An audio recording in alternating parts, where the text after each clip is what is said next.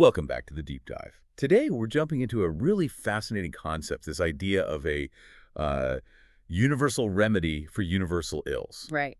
And all the sources you sent over point to one specific practice, Vipassana.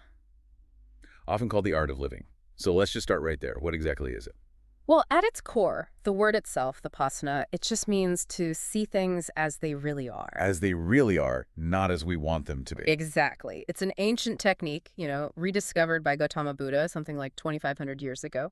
And the mission is to, well, purify the mind. So how do you even begin to do that? I mean, where does someone start? Well, you don't just dive into the deep end. The sources are very clear that it starts with something called Anapana meditation. Which is focusing on the breath. That's it. Just the breath. The simple, natural breath as it comes in and goes out. It's all about calming the mind down first. So it's like a preparatory step. It's an essential first step. You have to concentrate the mind, get it steady, before you can do the real work. Okay, so the mind is calm, it's focused. What's next? Because that's not the insight part yet. No, that's just the launch pad. The actual core of the technique, the path to wisdom, is the systematic, non-judgmental observation of your own bodily sensations. Wait, that's it. Sensations. Not thoughts, not philosophy, but just physical feelings. That's the key. And by just observing them, you start to really experience three profound truths about reality. Okay, let's hear them. First, that every sensation is impermanent. That's Erica. They arise and they pass away. Nothing lasts. Nothing. Second, that our craving for or aversion to these sensations is what causes suffering, or dukkha, and maybe the most radical one. Go on. That there's no permanent self or soul observing it all, no fixed I. That's anatta. Because the observer itself is just a bundle of these changing sensations. Precisely. And you learn all this typically in these highly intensive 10-day courses. And these courses are, well, they're famously rigorous, aren't they? Oh, absolutely. There's a very strict code of discipline. 5 moral precepts, no killing, stealing, lying, and so on. And the noble silence. The noble silence, yes. Oh. No talking, no gestures, not even eye contact with the other students for 9 full days. Wow. So why all that strictness?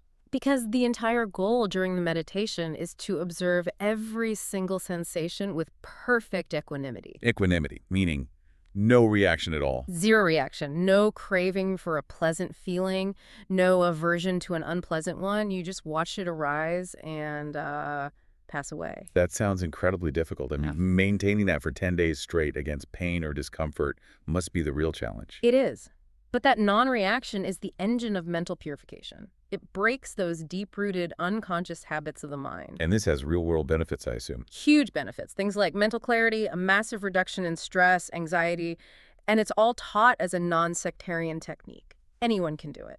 Okay, so we have this intense, silent 10-day retreat. Right. Which brings me to a detail from the sources that, frankly, I found pretty shocking. Let me guess. The cost. Exactly. They're free. Completely free. Yeah. For the food, the lodging, the instruction, all of it. So how does that even work? Who pays for it all? It's funded entirely by donations from past students. So people who have already completed a course. Yes. People who have done a course, felt the benefits for themselves, and then wish to give someone else that same opportunity. You can't pay for your own course, only for a future one for a stranger.